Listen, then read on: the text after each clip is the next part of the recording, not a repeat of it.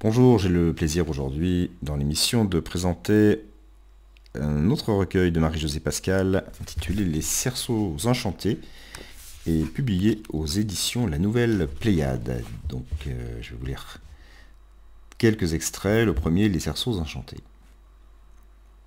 Qui nous rendra l'enfance et sa langue rebelle? Les cerceaux enchantés dévalant la colline, les maisons de poupées, miroirs du monde adulte.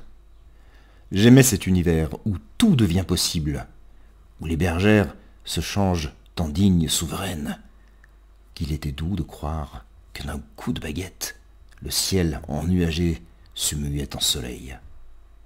De cette féerie, j'ai conservé pourtant le pouvoir des mots, transformés en poèmes.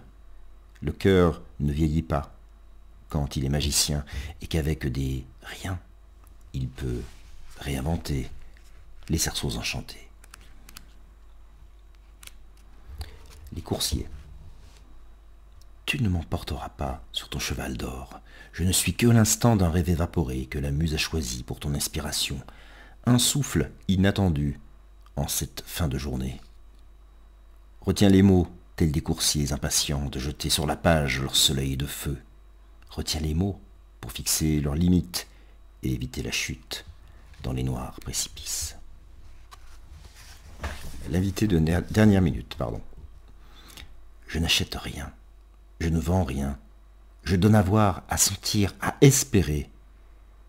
Aucune chose ne m'appartient ici-bas, hormis les battements de mon cœur et les instants précieux où je me grise de mots improvisés, breuvage indispensable. Je n'achète rien, pas même les silences qui résonnent dans ma tête, échos interminables, mais je vis sur un volcan caché des regards, ombre passagère du soir ou de la rosée du matin, quand je pleure. Je n'achète rien, mais j'assiste à tous les spectacles, inattendus. Je suis l'invité de la dernière minute qui se glisse à votre table pour mieux boire vos paroles. Symphonie en noir. Ne nous enfonçons pas dans nos pensées sinistres.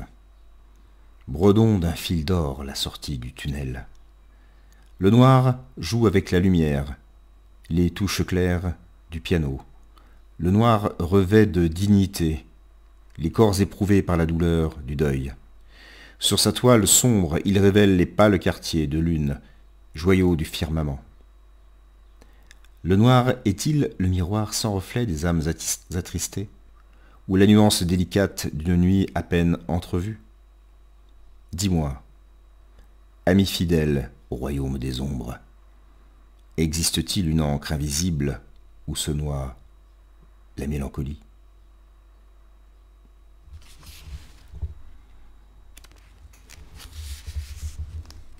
L'autre côté du miroir.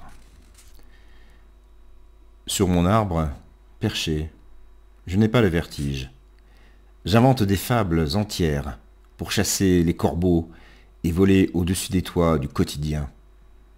Mon horloge éphémère me parle à l'oreille. Me parle, c'est beaucoup dire, chuchoter serait mieux. Une seule pâquerette oubliée au soleil, un cerisier frileux sous l'emprise du vent.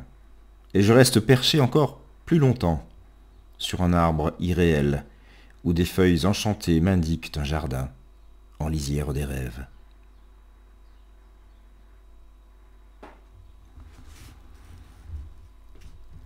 La croisière de l'enfer.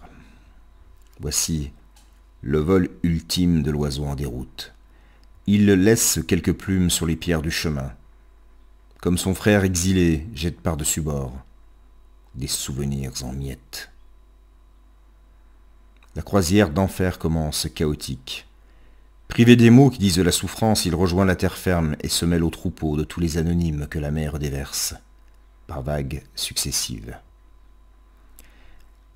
Qu'il soit fils de l'exil, chassé par la misère, ou par des obus qui traversent les corps, ils sont tous des humains condamnés à errer sur le sol froid et dur de notre indifférence.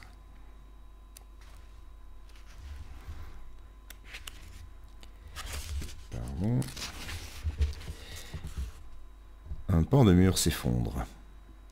Un pan de mur s'effondre sous les assauts furieux de cette rivière folle qui grossit à vue d'œil et qui n'en finit pas de rouler ses rochers, tel l'enfant capricieux qui jette ses jouets au milieu de la pièce.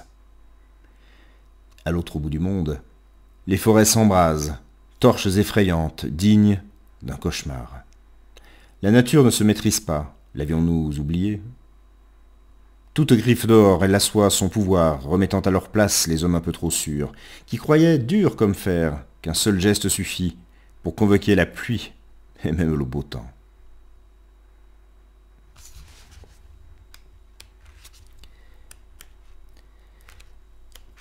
Dernier texte, l'aube n'est pas si loin.